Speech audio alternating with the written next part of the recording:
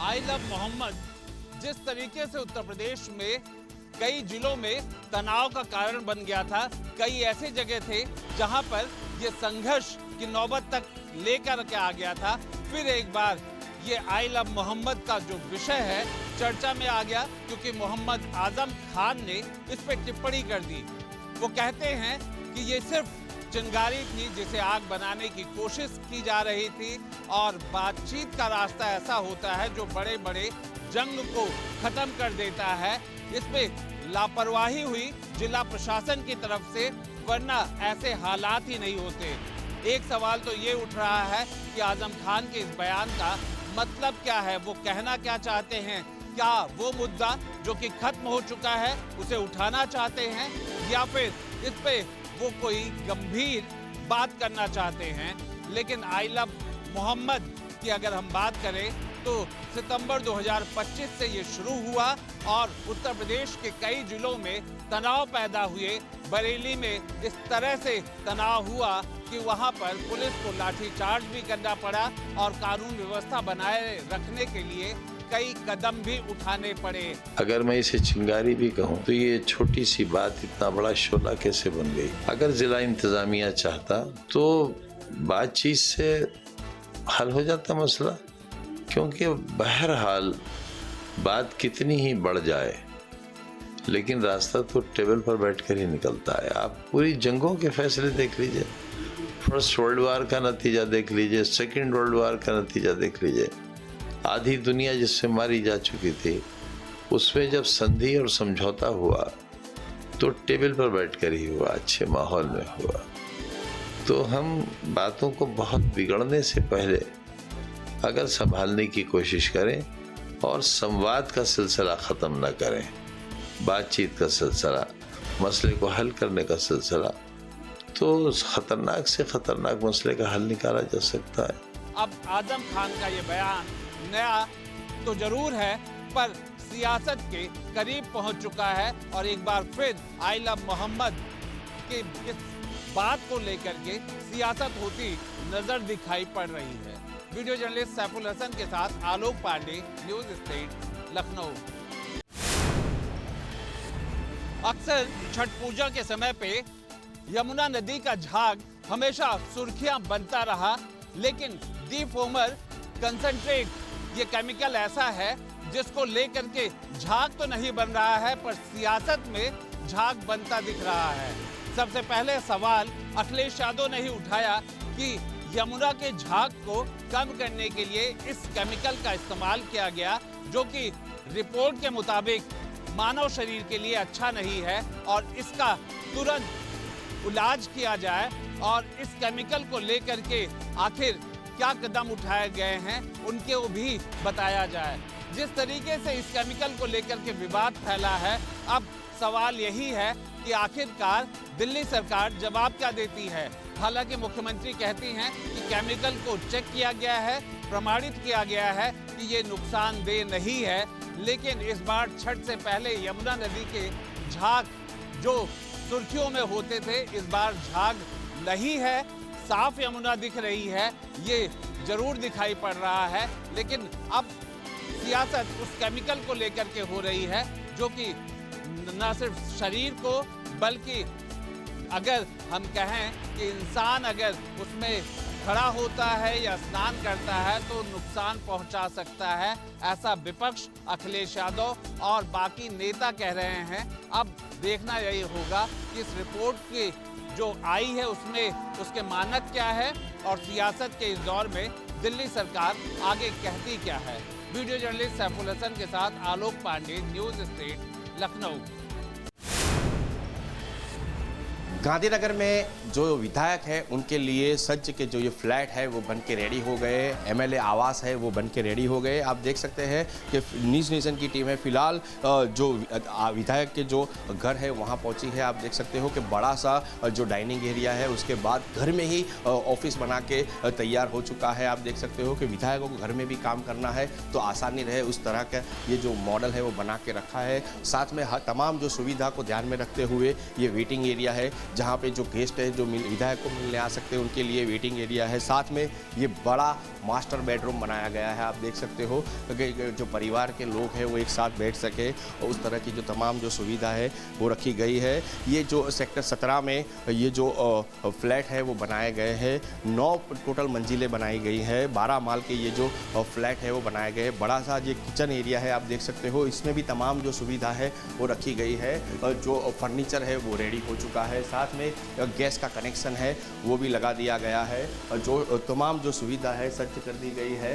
Water connection हो, electricity हो या फर्नीचर एरिया, सब कंप्लीट कर दिया गया है। साथ में यहाँ पे 2 जो वॉशरूम है वो भी बनाए गए हैं। और इस फ्लैट के अंदर आप देख सकते हो कि 2 बड़े मास्टर बेडरूम है जो गेस्ट के लिए बनाए गए हैं। टोटल इस फ्लैट में आप देख सकते हो कि 3 मास्टर बेडरूम है और 3 संकलन जो शौचालय है वो बनाए गए हैं। एक सामान्य शौचालय है जो बनाया गया है। साथ में आप देख सकते हो कि चर्चा के लिए बड़ा जो बैठक रूम है वो बनाया गया है। पुस्तकालय भी बनाया गया है। साथ में ड्रेसिंग रूम में रसोई और तमाम जो चीज़ है वो लगाई गई है। एसी जो लाइटिंग और फैन, तमाम जो सुविधा है वो यहाँ रख दी गई है। टोटल 220 करोड़ के जो खर्च से ये जो 4 BH के जो बेड है वो बनाए गए हैं। आप देख सकते हो कि 216 4 BH के आवास यहाँ बन के रेडी हो चुके हैं। तमाम जो सुविधा है वो रख दी गई है और विधायकों को घर में ही जो काम कर सकते हैं तो उनके लिए सुविधा के साथ ये फ्लैट है वो रेडी हो चुके हैं। कुछ ही दिन में केंद्रीय गृह मंत्री अमित शाह यहाँ आएंगे और विधायकों के ये जो आवास है उसका उद्घाटन करेंगे और उनको देंगे। कैमरामैन अतुल खत्री के साथ बलदेव ब्रह्म से गांधीनगर। दिवाली के ठीक एक दिन बाद मुख्यमंत्री का कार्यक्रम बेहद व्यस्त रहा।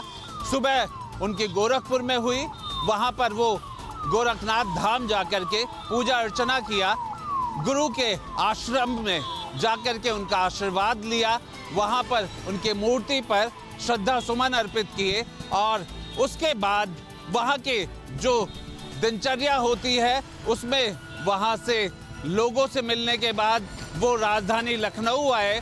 वहां पर पुलिस स्मृति दिवस पर शामिल होते हैं। शहीद हुए पुलिस कर्मियों के लिए उन्होंने नमन किया। शौर्य की उनकी गाथाओं को मंच से याद किया गया। परिवार को हिम्मत और सांत्वना दी गई। हमारी सरकार की अपराध एवं अपराधियों के प्रति 0 टॉलरेंस की नीति है। विभिन्न जनपदों में दुर्दांत अपराधियों के विरुद्ध कार्रवाई के दौरान 20 मार्च 2017 से 18 अक्टूबर 2025 तक 15,000 से अधिक मुठभेड़ों में 257 से अधिक दुर्दांत अपराधी मुठभेड़ में मारे गए, 10,000 से अधिक घायल हुए। और फिर उसके बाद पंजाब में जिस तरीके से बाढ़ आया, उनके वहां पर किसानों को लेकर के उत्तर प्रदेश सरकार की एक कोशिश कि बीजों को उनके उस राज्य में भेजना जहां पर किसान मुश्किलों से गुजर रहा था बाढ़ के समय पे, ऐसे में उन्नत किस्म के बीजों को भेज करके वो किसानों की मदद के लिए यहां से ट्रक को रवाना किया गया, जिससे इस बार की फसलें न सिर्फ लहलहाएं बल्कि उत्तर प्रदेश के विकसित जो बीज हैं उनसे खेती की क्वालिटी भी बेहतर दिखे और पंजाब के इस मुश्किल समय में किसानों के लिए उत्तर प्रदेश से ये बड़ी मदद की गई। वीडियो जर्नलिस्ट सैफुल हसन के साथ आलोक पांडे, न्यूज स्टेट, लखनऊ। जम्मू के अलग अलग इलाकों में पिछले कुछ महीनों से विदेशी आतंकियों के खिलाफ सुरक्षा बलों की ऑपरेशन जारी हैं, लेकिन जो नई जानकारी सामने आई है उसके मुताबिक जम्मू कश्मीर पुलिस हर दिन जम्मू के अलग अलग इलाकों में करीब 120 ऑपरेशन जो है वो आतंकियों के खिलाफ यहां पर चला रही है। और इन ऑपरेशंस में स्पेक्युलेटिव ऑपरेशन के साथ साथ पिन पॉइंट ऑपरेशन जो हैं वो चलाए जा रहे हैं। और जो जम्मू कश्मीर पुलिस है उसने अपनी जो एंटी टेरर ग्रिड है और साथ ही साथ जो बॉर्डर प्रोटेक्शन ग्रिड है उसको और भी ज़्यादा यहाँ पर मजबूत कर लिया है, ताकि ये जो विदेशी आतंकी जो जम्मू के अलग अलग इलाकों में मौजूद हैं उनका जल्द से जल्द यहाँ पर खात्मा जो है वो कर दिया जाए।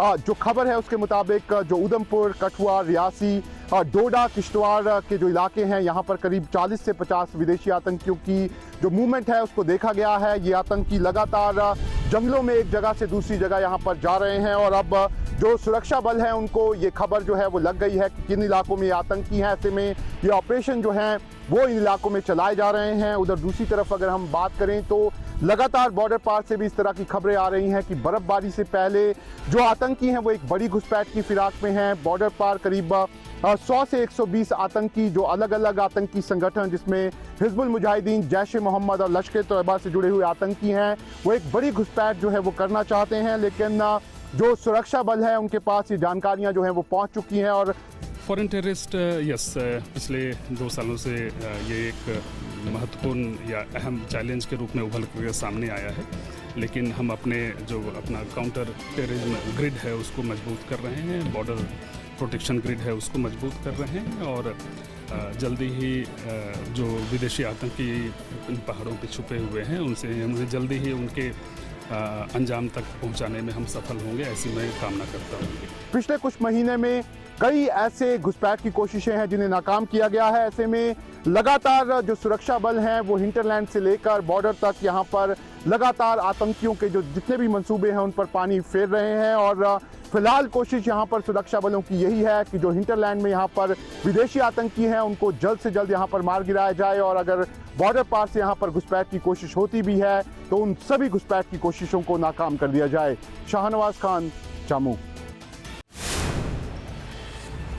उत्तर प्रदेश के उप मुख्यमंत्री केशव प्रसाद मौर्य पटना पहुंचे। आपको बता दें कि पटना पहुंचते ही केशव प्रसाद मौर्य मीडिया के सामने मुखातिब हुए। मीडिया से मुखातिब होने के बाद मीडिया ने सवाल किया कि राजद के एक विधायक को झारखंड पुलिस ने गिरफ्तार कर लिया है। उन्होंने साफ तौर पर जवाब देते हुए कहा कि राजद ऐसे लोग की जो छवि है वो खराब करती है और ऐसे लोग को ही राजद टिकट देती है। लेकिन आपको बता दें कि बिहार के मुख्यमंत्री नीतीश कुमार को जो है सुशासन की सरकार बताया कि बिहार में जिस तरह से 20 साल के सुशासन है कि सरकार चल रही है, इस बार फिर जो है जनता अपार समर्थन से जो है जिताएगी। उतना तक ही नहीं, उन्होंने साफ तौर पर कह दिया कि जिस तरह से राहुल गांधी और तेजस्वी यादव जो दोनों चल रहे थे SIR के नाम पर वोट मांग रहे थे लेकिन भटक गए हैं। तो हम लोगों ने कैंपेनिंग बंद कब किया था?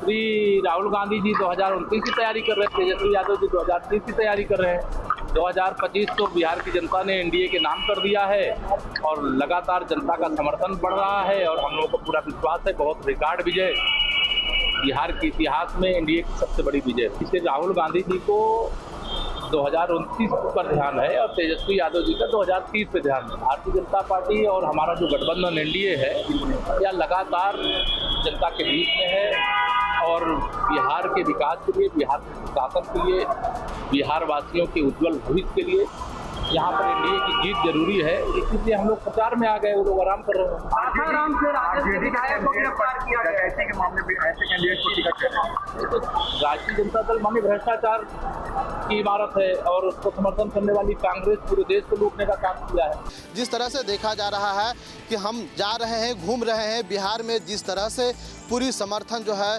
BJP और NDA को मिल रही है, क्योंकि बिहार में सबसे ज़्यादा अगर चाहती है बिहार की जनता तो NDA की चाहती है, क्योंकि बिहार में सरकार जो है वो सुशासन की है, महिलाएं हैं, सुरक्षा की बात कर जाए, बिजली हो, सड़क हो, इस सन पर जो है पूरी तरह से जो है केशव प्रसाद मौर्य ने कहा कि हमने घूम घूम को जो है हर लोगों से बात किया, कई बार जो है बैठकें हमने की, तो उन्हें पता ये चला कि अब बिहार में पूरी तरह से जो है सुशासन स्थापित है और 2025 में या फिर से नीतीश कुमार आने की जो है पूरी कवायद जारी है और BJP इस बार जो है और JDU के साथ लोक जनशक्ति पार्टी रामविलास या हम पार्टी या फिर उसके बाद जो है उपेंद्र कुशवाहा की पार्टी, सब पांचों मिल करके इस बार चुनाव लड़ रहे हैं और इस बार जो है हम लोग पूरी बहुमत से जीत तय करेंगे, क्योंकि जिस तरह से है केशव प्रसाद मौर्य ने साफ तौर पर कह दिया है कि हम अगले बार जो है मुख्यमंत्री फिर से NDA की बनने जा रही है। वीडियो जर्नलिस्ट सत्येंद्र कुमार के साथ न्यूज स्टेट UP UK से ब्रजेश कुमार।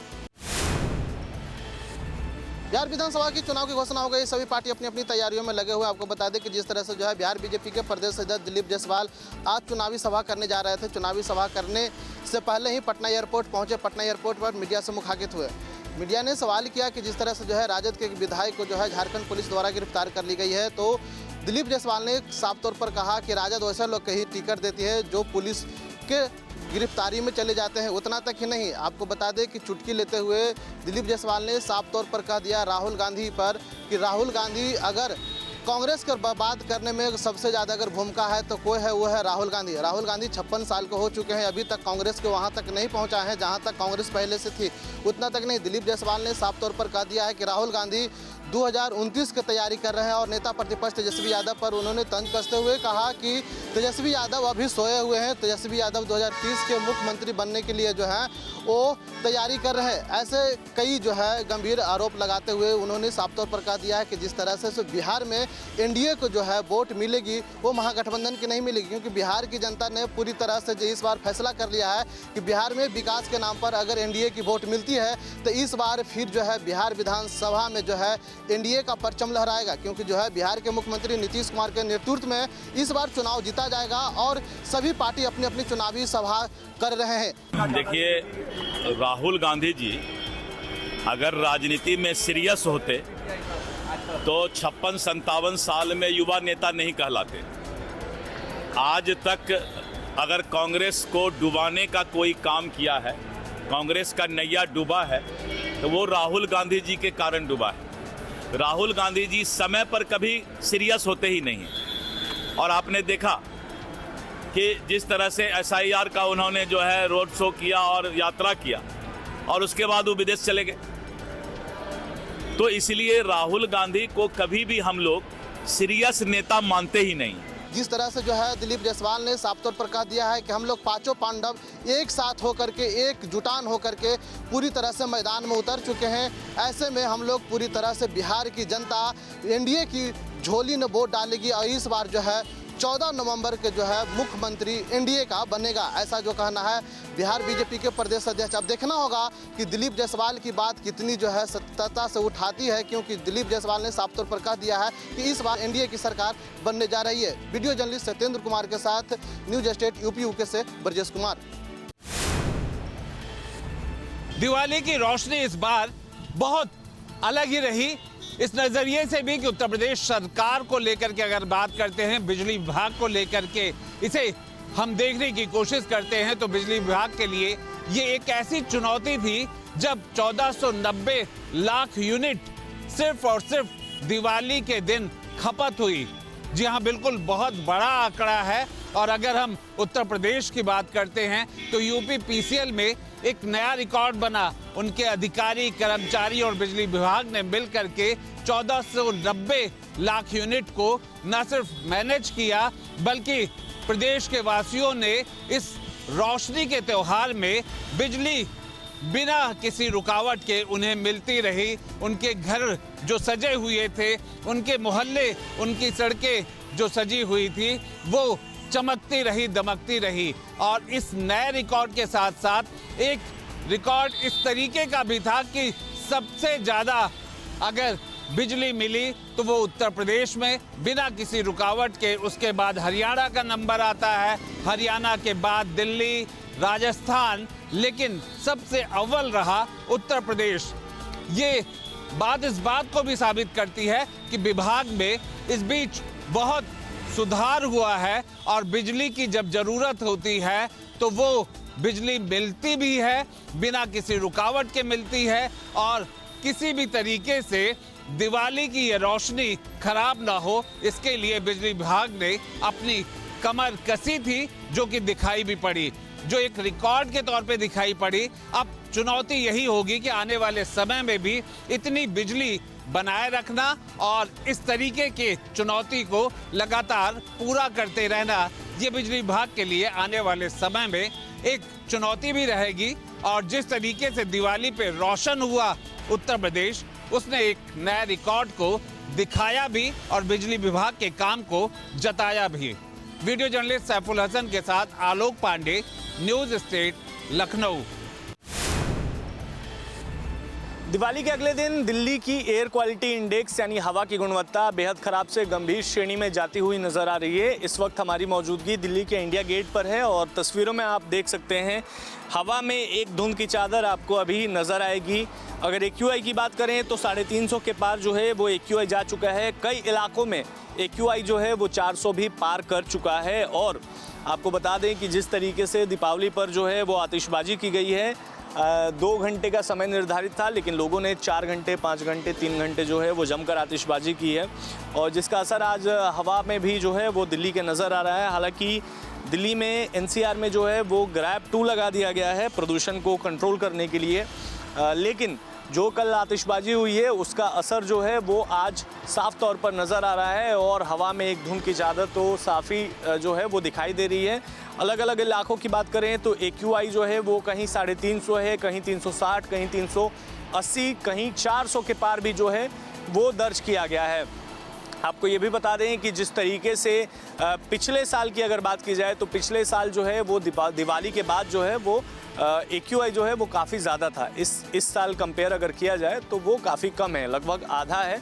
तो वायु की गुणवत्ता ख़राब तो है ही, लेकिन पिछले साल के मुकाबले थोड़ा सा कम है, तो ये दिल्ली वालों के लिए एक राहत की बात है। इस दिवाली पर दिल्ली की जनता ने जमकर आतिशबाजी की। आपको बता दें कि सुप्रीम कोर्ट की तरफ से 8 बजे से 10 बजे रात तक के लिए समय निर्धारित किया गया था कि आप ग्रीन क्रैकर्स जो हैं वो जला सकते हैं, लेकिन दिवाली पर जो है वो दिल्ली वाले थमे नहीं और लगातार आतिशबाजी जो है वो देखने को मिली, जिसका असर कहीं ना कहीं दिल्ली की हवा पर भी हुआ है। हवा की गुणवत्ता जो है वो 350 के पार पहुंच चुका है और ये बेहद ख़राब से गंभीर श्रेणी में जा चुका है। आप देख सकते हैं इस वक्त ये अक्षरधाम की तस्वीरें हैं जहां पर एक जो धुंध की चादर है वो आपको हवा में नज़र आएगी। हालांकि पिछले साल के मुकाबले इस साल की अगर बात करें, कंपेयर करें तो इस साल प्रदूषण काफ़ी कम है, क्योंकि पिछले साल प्रदूषण का स्तर लगभग इसका डबल था। AQI जो है 500-600 के पार था, लेकिन इस बार AQI जो है कुछ इलाकों में 400 के करीब है, लेकिन AQI पिछले साल के मुकाबले इस साल कम है। हालांकि जो है प्रदूषण अभी भी है और इसी को देखते हुए दिल्ली सरकार की तरफ से NCR में ग्रैब 2 लगा दिया गया है प्रदूषण को कंट्रोल करने के लिए। गाजियाबाद सहित दिल्ली NCR एक बार फिर से गैस चैम्बर में तब्दील हो गया है। ये बात हम इसलिए कह रहे हैं, कल जिस तरह से दीपावली के त्योहार पर सभी ने रात भर या यूं कहें सुबह तक जमकर पटाखे जलाए हैं और उसका असर आज देखने को मिल रहा है। एयर क्वालिटी इंडेक्स में इजाफा हुआ है। वेरी पुअर यानी रेड जोन में गाजियाबाद इस वक्त है। तस्वीरें आप देखेंगे तो पॉल्यूशन से छुटकारा दिलाने के लिए नगर निगम की तरफ से फॉगिंग कराई जा रही है। फॉगिंग मशीन को आप देख सकते हैं, वो इसी वजह से कि रात भर जो पटाखे जलाए हैं उसका इम्पैक्ट आज देखने को मिल रहा है। लोगों को चेहरे पर जलन महसूस हो रही है, आंखों में सबसे ज़्यादा दिक्कत हो रही है और पॉल्यूशन उसकी एक सबसे बड़ी वजह मानी जा रही है। तो कोशिश यही है कि जो फॉगिंग की मशीन है इसको चारों तरफ ले जाया जाए और पॉल्यूशन जो इस समय चारों तरफ देखने को मिल रहा है इसको कम करने का प्रयास लगातार जारी है। लेकिन फिलहाल ऐसा होता हुआ दिखाई दे नहीं रहा है, क्योंकि दिवाली के बाद से जो ग्राफ है वो बढ़ा है। गाजियाबाद में चाहे लोनी हो, गाजियाबाद का वसुंधरा इलाका हो, मेन शहर हो, सभी जगह जो एयर क्वालिटी इंडेक्स है वो वेरी पुअर जोन के अंदर आ रहा है। मैं तस्वीरें एक बार दिखाना चाहूंगा किस तरह से सफेद जो धुंध की चादर है वो देखी जा रही है। तो वहीं दूसरी तरफ आसमान के अंदर भी बादल इस वक्त छाए हुए हैं। तो सभी उम्मीद ये भी लगा रहे हैं कि बारिश अगर पड़ जाती है तो ये जो पॉल्यूशन है इससे काफी हद तक छुटकारा मिल जाएगा। लेकिन जिस तरह से पहले भी मैंने आपको बताया, दीपावली पर जमकर पटाखे दिल्ली NCR के अंदर जलाए गए तो उसका असर आज साफ तौर पर देखने को मिल रहा है। डॉक्टर सलाह दे रहे हैं कि सुबह के वक्त मॉर्निंग वॉक पर ना जाएं और ये मौसम बच्चे और बुजुर्गों के लिए सबसे ज्यादा हानिकारक है। वीडियो जर्नलिस्ट प्रवीण के साथ Himanshu Sharma, news state Ghaziabad.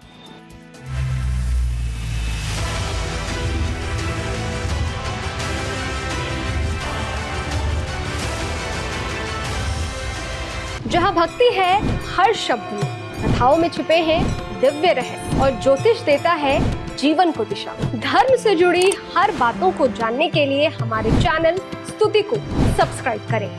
Channel पर जाने के लिए इस लिंक पर क्लिक करें।